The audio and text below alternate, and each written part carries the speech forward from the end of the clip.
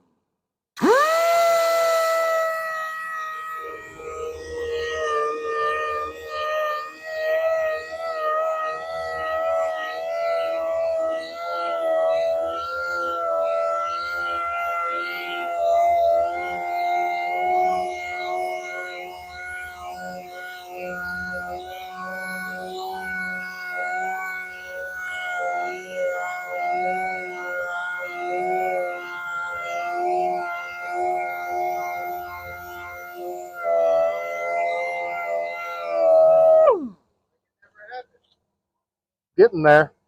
The other side's really bad.